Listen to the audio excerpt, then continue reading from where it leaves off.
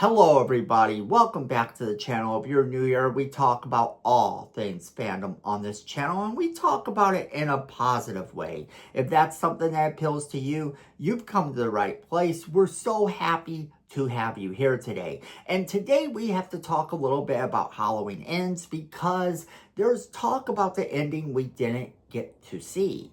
And that's sort of back in the news. It's been in the news before, but there's a reason it's back in the news again.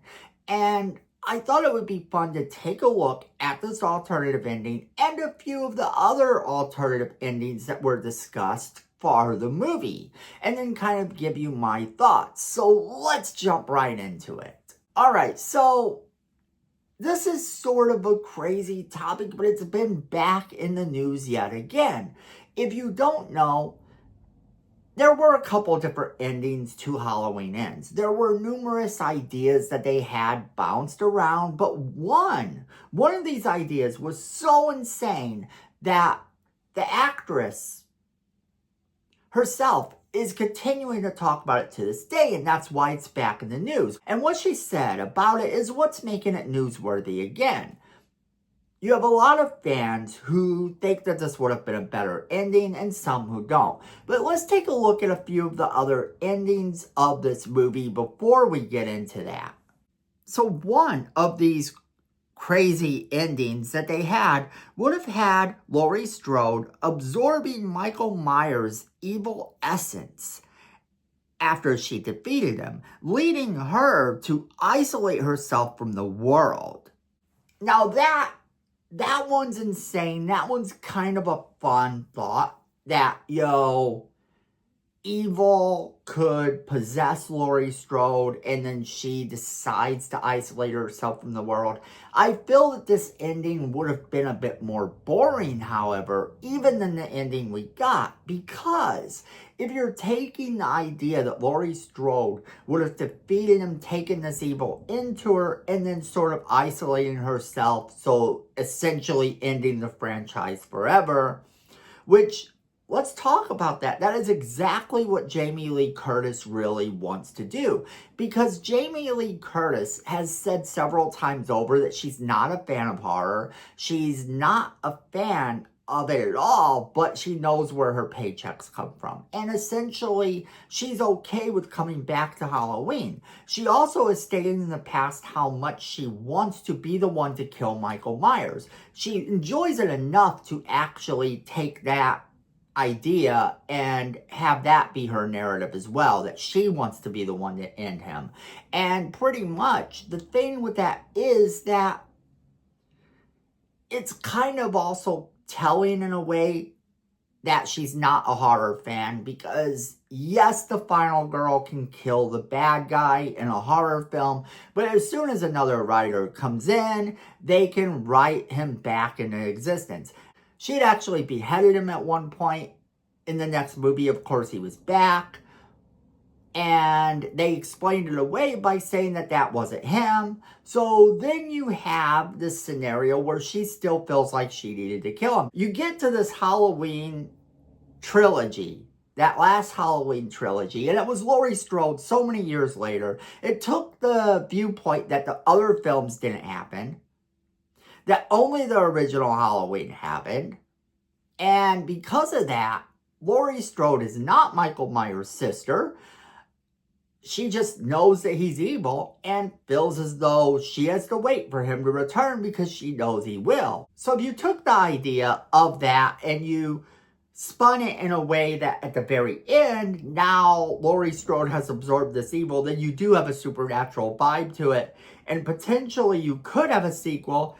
I ultimately feel like someone might have told Jamie Lee Curtis, hey, they could just say your character died and the evil escaped. Another one, however, was that Laurie Strode would end her own life at the end of the film. That was also considered. But let's talk about that because that's a little bit weird too. That would kind of leave a bad taste in a lot of viewers' mouths, I think, and rightly so. It would be sort of this ending that doesn't need to be, and it would depress the audience on the Halloween franchise that they just watched. Why did we watch this? Only to have the final girl do something like that? That's just not necessary.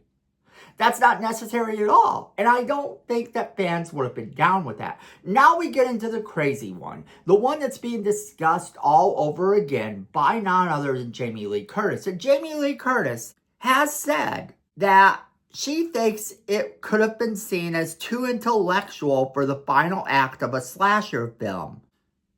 Yeah, okay. I don't see this as being a point. In horror, you take what you get.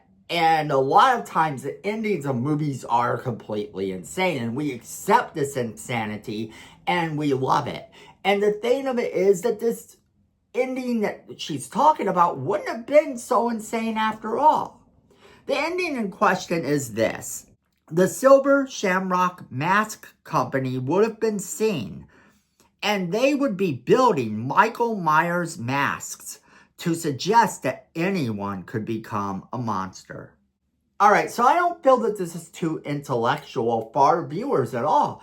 I don't think that viewers would have been confused or upset by this ending.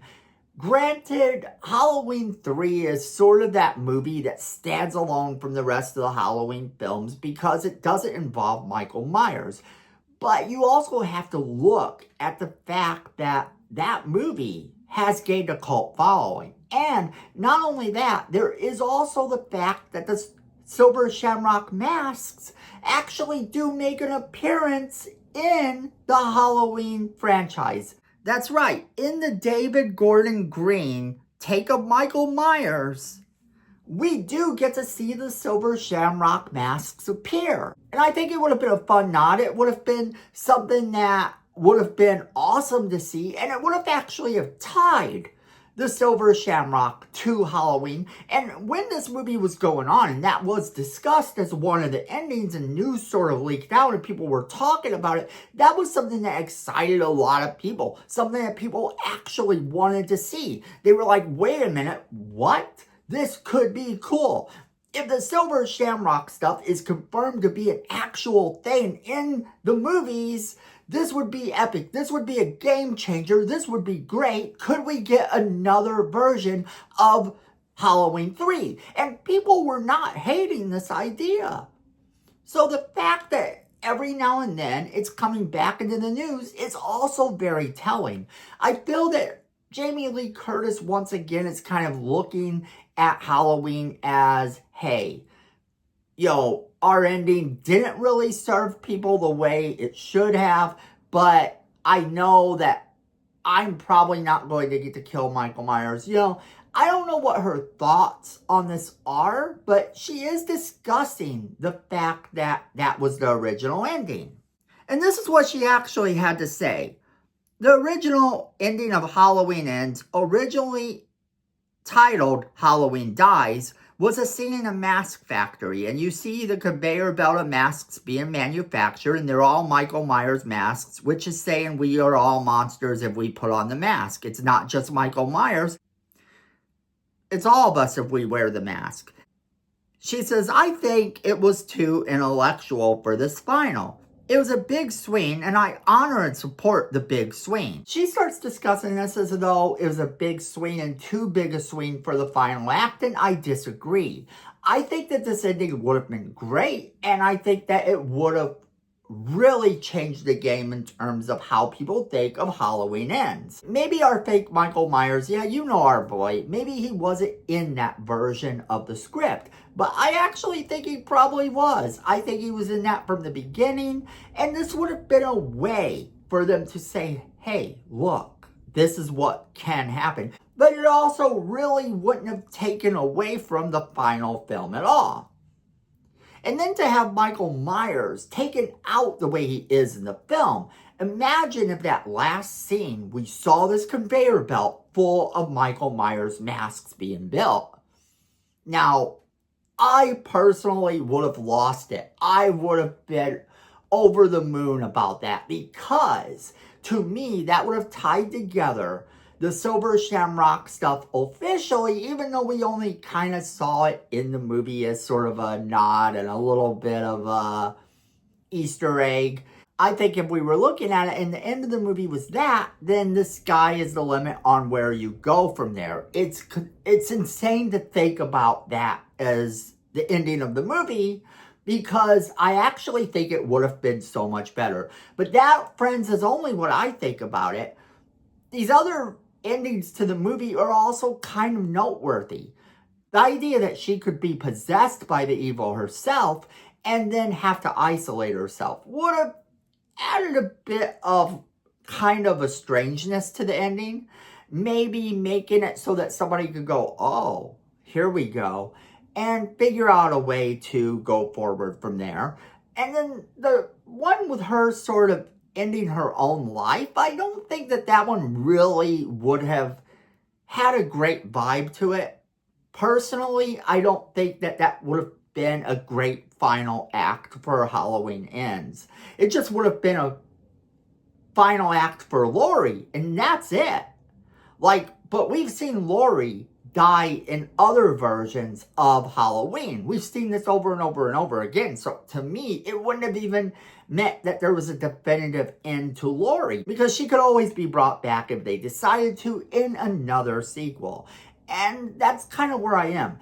At least this Halloween Ends scenario where we see a Silver Shamrock mask of Michael Myers' mask, at least that is a fun little thought.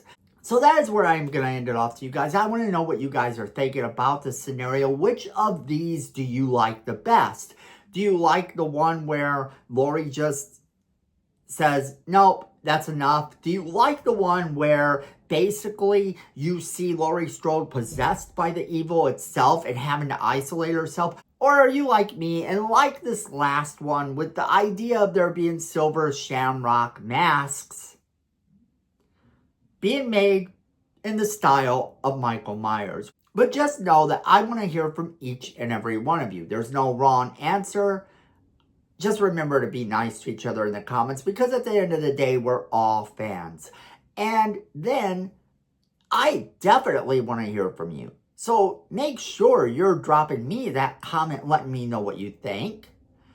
And then don't forget to share this video with all of your friends so they can be a part of our conversation as well. And then if you like positive content, you're going to want to hit that like button to tell the algorithm that you like positive content so that they can give you more of it. That's kind of in theory how that works. If you want more positive content, hit like on the channels that are talking positive about the fandoms you love, and then you might just get more positive content in your feed. And then if you like our videos personally, you're going to want to hit that subscribe button. And you're going to want to hit that notification bell right next to it so that you don't miss a single video we do. Because friends, at the end of the day, I know it and you know it. Fandom is family.